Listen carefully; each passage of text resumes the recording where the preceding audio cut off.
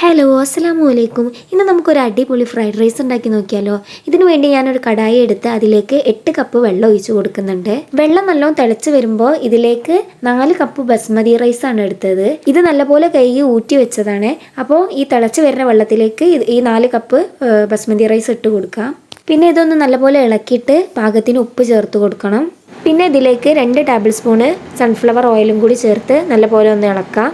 നമ്മൾ ഈ ബസ്മതി റൈസ് വേവിക്കുമ്പോൾ അധികം വേവ് വരാൻ പാടില്ല. ഒരു 75-80% മാത്രം വെന്ത് കിട്ടിയാൽ മതി. കൂടുതൽ വെന്ത് പോയിട്ടുണ്ടെങ്കിൽ ചോറ് ഭയങ്കരമായിട്ട് സോഫ്റ്റായി പോവും. അപ്പോൾ നമുക്ക് വിട്ടായിട്ട് കിട്ടണം എന്നുണ്ടെങ്കിൽ 80-75% വെന്ത് കിട്ടാൻ മാത്രം പാടുള്ളൂ. 80% വെന്ത് കഴിഞ്ഞിട്ടുണ്ടെങ്കിൽ അപ്പം തന്നെ നമ്മൾ ആ വെള്ളത്തിൽ നിന്ന് മാറ്റണം. കാരണം പിന്നെ കൂടുതൽ വേവ് വരും. അപ്പോൾ അത് വേഗം മാറ്റി കൊടുക്കാം.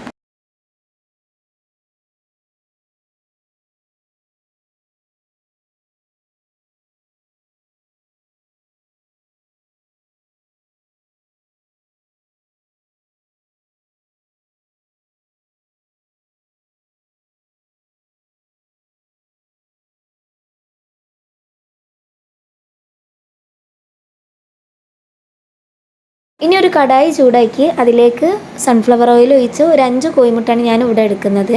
അതിലേക്ക് 1 ടീസ്പൂൺ കുരുമുളക് പൊടിയും ആവശ്യത്തിന് ഉപ്പും കൂടെ ചേർത്ത് കൊടുത്ത് നല്ലപോലെ ഇളക്കി യോജിപ്പിക്കുക. ഇത് നല്ലപോലെ ഡ്രൈ ആവുന്നത് വരെ കൈവിടാതെ ഇളക്കിക്കൊണ്ടിരിക്കുക.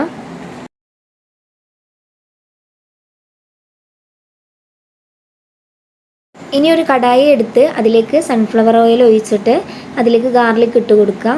ചൈനീസ് കുക്കിംഗ് എപ്പോഴും നമ്മൾ വളരെ ഫാസ്റ്റായിട്ട് ഹൈ ഫ്ലെയിമിൽ വെച്ചിട്ടാണ് ഇത് ചെയ്യേണ്ടത്. ഇതിലേക്ക് സ്പ്രിംഗ് ഓണിയൻ്റെ വൈറ്റ് ഭാഗം ഇട്ട് കൊടുക്കുക. പിന്നെ ഇതിലേക്ക് 1 കപ്പ് ക്യാരറ്റും 1 കപ്പ് ക്യാബേജും കൂടെ ഞാൻ ആഡ് ചെയ്ത് കൊടുക്കുന്നുണ്ട്.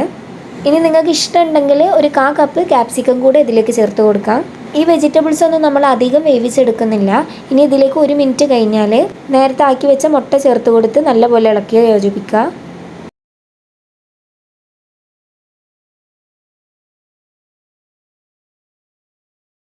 ഇതെല്ലാം കൂടെ ഒന്ന് യോജിപ്പിച്ചതിൻ്റെ ശേഷം സോയാ സോസ് 3 ടീസ്പൂണും ചില്ലി സോസ് 3 ടീസ്പൂണും ചേർത്ത് കൊടുക്കാം.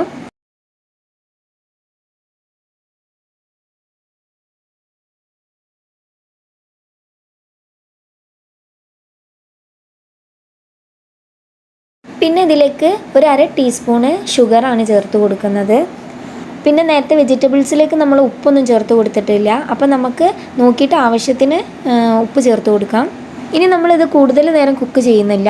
ഇനി ഇതിലേക്ക് നേരത്തെ എടുത്ത് വെച്ച് റൈസ് ഇട്ട് കൊടുക്കാം. ഇതുപോലെയാണ് റൈസ് കിട്ടേണ്ടത്. ഓരോ അരിമണിയും സെപ്പറേറ്റ് ആയിട്ട് കിട്ടണം.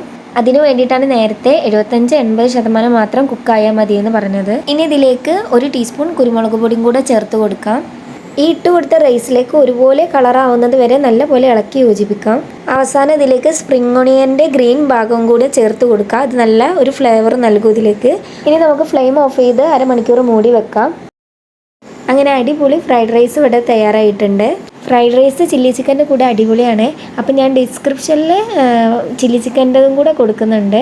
അപ്പോൾ വീഡിയോ കണ്ട് ഇഷ്ടമായിട്ടുണ്ടെങ്കിൽ എല്ലാവരും ലൈക്കും ഷെയറും സബ്സ്ക്രൈബും ചെയ്യണേ. താങ്ക്